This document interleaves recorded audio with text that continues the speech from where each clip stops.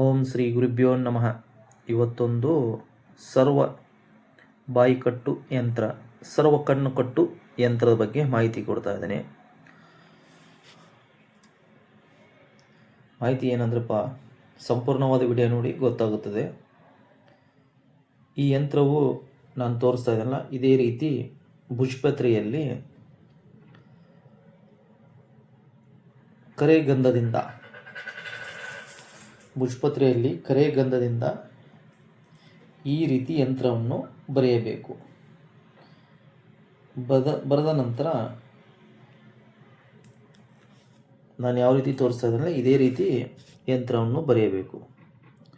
ಬರೆದುಕೊಂಡು ಈ ಯಂತ್ರವನ್ನು ಮಂಗಳವಾರ ಆಗಲಿ ಶುಕ್ರವಾರ ಆಗಲಿ ಭುಜಪತ್ರೆಯನ್ನು ತೆಗೆದುಕೊಂಡು ಆ ಭುಜಪತ್ರೆ ಮೇಲೆ ಇದೇ ರೀತಿ ಯಂತ್ರವನ್ನು ಬರೆದು ಆ ಯಂತ್ರಕ್ಕೆ ನಾನು ಹಿಂದಿನ ವಿಡಿಯೋದಲ್ಲಿ ಒಂದಿಷ್ಟು ಯಂತ್ರವನ್ನು ಸಿದ್ಧಿ ಮಾಡುವಂಥ ಮಂತ್ರವನ್ನು ಹಾಕಿದ್ದೇನೆ.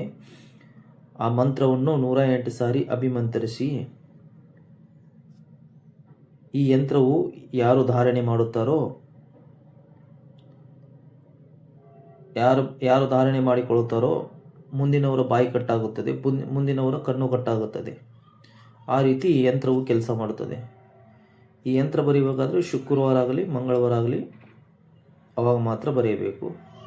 ಕರೆಯ ಗಂಧದಿಂದನೂ ಬರೆಯಬಹುದು, ಇಲ್ಲ ಗೋರಾಂಜನ, ಕಸ್ತೂರಿ, ಕೇಸರ್, ಗುಲಾಬ್ ಜಲ್, ಕುಂಕುಮ ಇಲ್ಲ ಗಂಗಾಜಲ್ ಇವನ್ನು ಹಾಕಿ ಗಂಧವನ್ನು ರೆಡಿ ಮಾಡಿಕೊಂಡು ಆ ಗಂಧದಲ್ಲಿ ಅದೇ ಗಂಧವನ್ನು ತೆಗೆದುಕೊಂಡು ಈ ಯಂತ್ರವನ್ನು ಬರೆಯಬೇಕು. ನಾನು ಯಾವ ರೀತಿ ತೋರಿಸಿದ್ದೀನಲ್ಲ ಅದೇ ರೀತಿ ಯಂತ್ರವನ್ನು ಬರೆಯಬೇಕು. ಆ ರೀತಿ ಬರೆದು ತಾವು ತಮ್ಮ ಜಗಲಿ ಹತ್ರ ಕುಳಿತುಕೊಂಡು 108 ಸಾರಿ ನಾನು ಹಿಂದಿನ ವಿಡಿಯೋದಲ್ಲಿ ಮಂತ್ರವನ್ನು ಹೇಳಿದೆನಲ್ಲ ಅದೇ ಮಂತ್ರವನ್ನು 108 ಸಾರಿ ಇದಕ್ಕೆ ಅಭಿಮಂತ್ರಿಸಿದರೆ ಈ ಯಂತ್ರವು ಸಿದ್ಧಿಯಾಗುತ್ತದೆ. ಸಿದ್ಧಿಯಾದ ನಂತರ ಈ ಯಂತ್ರವು ಅದೇ ಜಗಲಿಯ ಮೇಲಿಟ್ಟು ಸಂಕಲ್ಪ ಮಾಡಬೇಕು. ಸಂಕಲ್ಪ ಮಾಡಿಕೊಂಡು ತದನಂತರ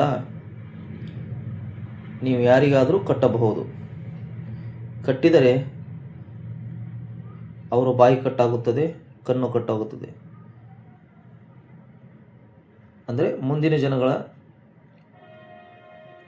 ಮುಂದೆ ಯಾರು ಬರ್ತಾರೋ ಅವ್ರ ಬಾಯಿ ಕಟ್ಟಾಗುತ್ತದೆ, ಕಣ್ಣು ಕಟ್ಟಾಗುತ್ತದೆ. ಆ ರೀತಿ ಇದು ಕೆಲಸ ಮಾಡುತ್ತದೆ. ಈ ಯಂತ್ರವನ್ನು ದುರುಪಯೋಗಕ್ಕೆ ಪಡಿಸಿಕೊಳ್ಳಬೇಡಿ, ಒಳ್ಳೆಯದಕ್ಕೆ ಉಪಯೋಗಿಸಿರಿ. ಈ ವಿಡಿಯೋ ಇಷ್ಟವಾದಲ್ಲಿ ಲೈಕ್ ಮಾಡಿ, ಸಬ್ಸ್ಕ್ರೈಬ್ ಮಾಡಿ. ಏನಾದರೂ ತೊಂದರೆ ತಾಪತ್ರೆ ಇದ್ದಲ್ಲಿ ಕಮೆಂಟ್ ಹಾಕಿ. ಧನ್ಯವಾದಗಳು.